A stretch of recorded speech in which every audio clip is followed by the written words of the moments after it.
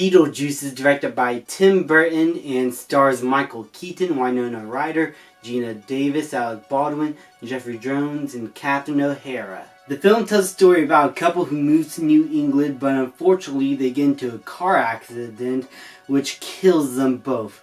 In the afterlife, they find their home is being run by a bunch of New Yorkers that are changing their house from the inside out, all except their attic. And so they try to look for help wherever they can in the afterlife, and unfortunately unleash Beetlejuice upon everyone. Now, I haven't seen this movie as a kid. This wasn't one of those Tim Burton films that I grew up on. I was more of a person who was into Nightmare on Before Christmas, or most of the stop motion Tim Burton movies like Frankenweenie or Corpse Bride. Charlie and the Chocolate Factory was one of those live action ones that I really enjoyed, and Alice in Wonderland was weird and fun at the time for me, but this wasn't one that was on my list. I heard about it a lot. I heard a lot of good things about it, but I never got a chance to watch it until much later in my life. And when I first watched it, I found it to be an extremely enjoyable film with fun characters, fun visuals, and a unique story and premise. Watching it again the other day, I still have the exact same pros and cons I have. Nothing much has changed. I just really enjoy this film for what it is. I think the characters are all really good and really well acted.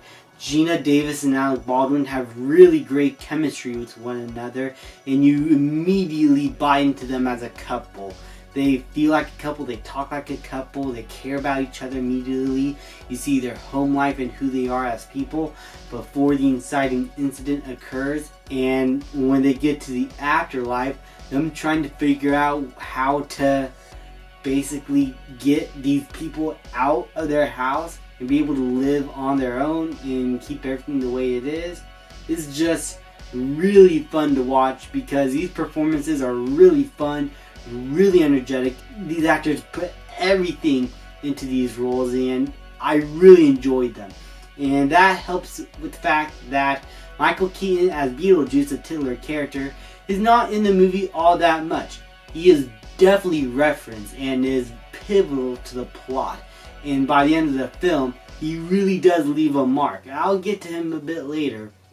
But Gina Davis and Alec Baldwin, and especially Winona Ryder, as the child of this new family that has just moved in and is mostly estranged from them. She is the oddball of everyone, who is more so into the more gothic side of things in life, who is a bit dour and lifeless purposefully, and because of that is able to see Gina Davis and Alec Baldwin. She's able to see their characters whenever no one else can.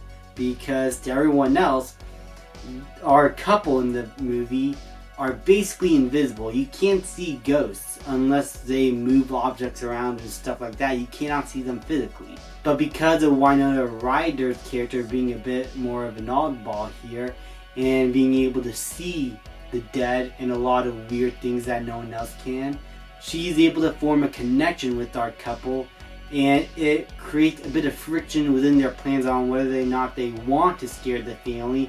They do not want to frighten this child any more than she probably will be anyway, as she is trying to still adjust to this new environment, and having this supernatural stuff around her is probably going to create a lot more friction within her head. I just really love the character work here. I found it to be really interesting, and it just made these characters so much fun to watch. As with Jones and O'Hara, they're good. They serve their purpose to the plot. O'Hara is definitely having a blast with this role as this eccentric wife who wants to change everything and is so unhappy with everything around her, including, in a way, her husband, and this fat guy who is with them, who is basically kind of their yes man to everything and is willing to do what he can to make this couple happy, or at least the wife happy. He is a good little foil for our characters to go up against. But definitely the best character in this film is Beetlejuice. Michael Keaton's performance here is so much fun. He is so eccentric. He is so crazy. All the subtle details of his past and what he used to be before, and how that builds up to him now and when we see him for the first time, is just so satisfying. And when he appears, he leaves a mark, and he doesn't let up throughout the entire film. There's always a sense of danger whenever he is or whenever he is not around, because he's doing whatever he can to try and manipulate everyone to get him to be free and to be able to cause more chaos all around the world. And he's going to do whatever he can to be sure he's able to live his most eccentric life. He is just a simple man who's just wanting to creep everyone now in the best and most eccentric way possible. I love Michael Keaton and his performance here. I love the character work here, and the overall tone of this movie fits his vibe beautifully. This is probably one of the most colorful and most vibrant Tim Burton films I've seen. You see a lot of his film being a little bit more dark, like Charlie and the Chocolate Factory has a bit of darkness to it. His stop motion stuff are a bit dark in tone, but this movie is so much fun and never lets up throughout the entire runtime. The pacing is also great too. There's never a dull moment here where I think the characters feel like they're overstaying their welcome, or that certain scenes are going on longer than they should. Everything felt perfect. The opening scene, the prologue, to the first act, the second act when everything goes crazy and bonkers, to our time spent in the afterlife compared to the real world. It is all so beautiful, and the world building of all of it is just so interesting to look at. Seeing how the afterlife works and how they try to help the dead try to navigate their way through the afterlife. It is just so much fun to watch.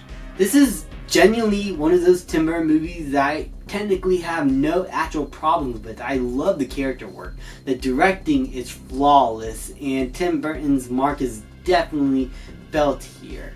The actors all do a fantastic job and are charismatic as hell, especially Michael Keaton. The visuals and stop motion still look really good, though I will say that stop motion at times does date itself a little bit, but that's just a thing that's bound to happen with movies that were made a long time ago.